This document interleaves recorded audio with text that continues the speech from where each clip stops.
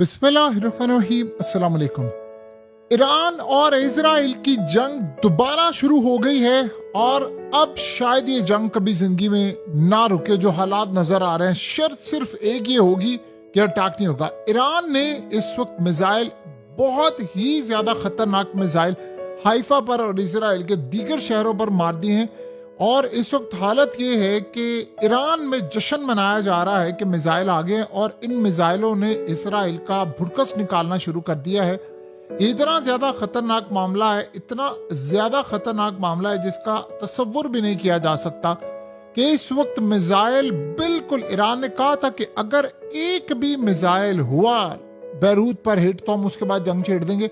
आज देख ले, इजराइल ने अटैक किया और उसके बाद अब ईरान ने मिसाइलों पर मिसाइल, एक वेव, दूसरी वेव, तीसरी वेव, चौथी वेव। और इजराइल के डिफेंस सिस्टम कुछ जगह पर इंटरसेप्ट करे, कुछ जगह पर मुकम्मल तौर पर बेबस हो गए और मिसाइल जाकर सीधा इजराइल के शहरों में दिल पर, हट पर जाकर लगे। सिनेरियो ये हुआ है कि इस वक्त सबसे पहले खबर ये आई कि मिसाइलों से पहले कि कतर की एयर स्पेस सारी बंद होगी। बाद में उन्होंने कहा जी हमने ऐसा नहीं कहा, लेकिन फिर जंग छिड़ गई। उसके बाद ईरान ने अपनी एयर स्पेस क्लियर कर दी, इजराइल ने एयर स्पेस क्लियर कर दी और तमाम स्कूल, कॉलेजेस, हर जगह इजराइल में छुट्टियां हो गई हैं।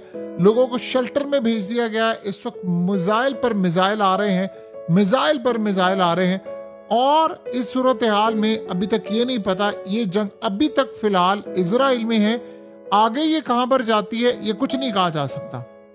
ईरान ने जैसे ही मिसाइल लॉन्च किए उसी वक्त बिटकॉइन क्रैश करना शुरू कर दिया है। देखिए जो सूरत हाल है इस वक्त, यानी बिटकॉइन की जो क्रैश करने की सूरत हाल है वो आप लोग अच्छी तरह जानते हैं कि ये मिसाइलों के बाद तो मामला इतना ज्यादा खराब हो चुका है, इतना ज्यादा खराब हो चुका है कि किसी को समझ नहीं आ पा रही। क्योंकि क्रिप्टो, बिटकॉइन खास तौर पर सैटरडे संडे को भी ट्रेड होता है, तो सूरत हाल के अंदर मार्केट खुलने से चंद घंटे पहले मुकम्मल तौर पर इस वक्त तबाही हो रही है। ईरान ने क्लियरली वार्न किया है कि किसी भी मुल्क ने अगर अपनी एयर स्पेस या किसी भी तरह से मिसाइल या कोई जेट्स, हम पूरी तरह मॉनिटर करें, किसी मुल्क से अगर अमेरिका के तैयारे उड़े और हम पर अटैक करने के लिए आए, उसी वक्त उस मुल्क के ऊपर मिसाइलों की बारिश हो जाएगी। सो ये जो सूरत हाल इस वक्त पैदा हुई है, देखिए ईरान ने जो मिसाइल लॉन्च किया है वो नॉर्दर्न साइड पर किए हैं। और असल में नॉर्दर्न साइड पर उन्होंने क्यों किया, वहां से अटैक हो रहा है बैरूत पर।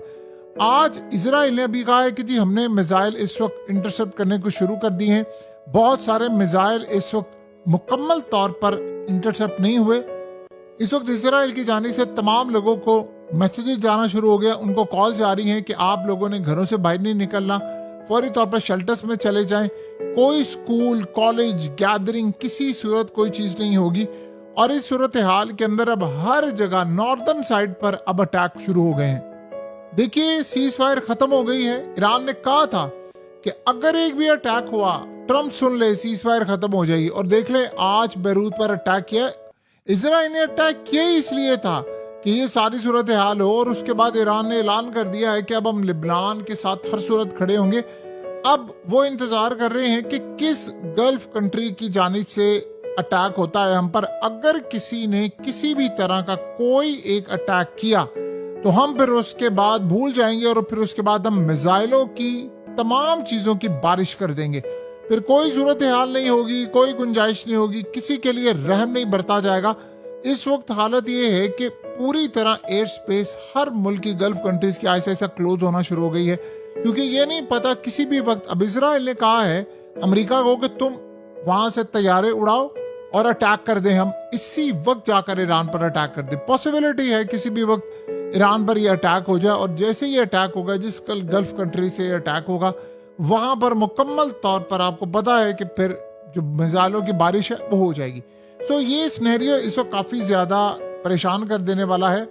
और उससे भी ज्यादा अजीबोगरीब सूरत हाल ये है कि इस वक्त इजराइल क्लियरली जो लड़ाई देख रहा है उसमें जो सबसे अहम मामला ये है कि ईरान ने अपने बाकी सारे जो खतरनाक मिसाइल हैं वो भी निकाली हैं और वो मुकम्मल तौर पर मारने के लिए जा रहे हैं।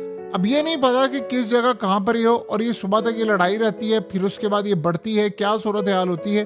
लेकिन हाइफा, तिल अवीव और यरूशलेम, ये बेसिकली इस वक्त 3 शहर आ रहे हैं। यहाँ पर भी इन्होंने अटैक शुरू कर दिया है, नॉर्दर्न साइड पर भी अटैक शुरू कर दिया है और कहा था कि अगर बैरूत पर एक भी गोली चली तो अब हम अटैक कर देंगे। ईरान ने पैगाम दिया है अमेरिका को कि अगर हम पर अटैक होता है किसी भी वजह से तो तुम्हारे सारे के सारे फौजी अड्डों को हम उसी वक्त उड़ा देंगे।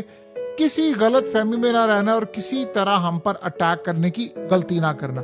ये सिनेरियो इस वक्त पैदा हुआ है और ये काफी ज्यादा अमेरिका के लिए परेशान कर देने वाला सिनेरियो है, क्योंकि चीजें एकदम टोटली बदलती हुई नजर आ रही है। यानी कोई सूरत हाल इस वक्त नजर नहीं आ पा रही और सिनेरियो यहाँ पर ये है कि अब इतलात ये आना शुरू हो गई हैं कि शायद अगला अटैक किसी भी वक्त अब इजराइल करने वाला है। अब जाहिर सी बात है, इजराइल ने जब अटैक करना है तो फिर सूरत हाल आप सबके सामने है कि जब इजराइल अटैक करेगा तो इजराइल ने अमेरिका की मदद से अटैक करना है और अमेरिका के जो तैयारे हैं वो गल्फ से उड़ेंगे। तो वहां से जब ये अटैक होगा और वहां से ये जो सूरत हाल होगी वो बहुत ज्यादा तबाहकुन होगी, जिसका कोई तसव्वुर भी नहीं कर सकता।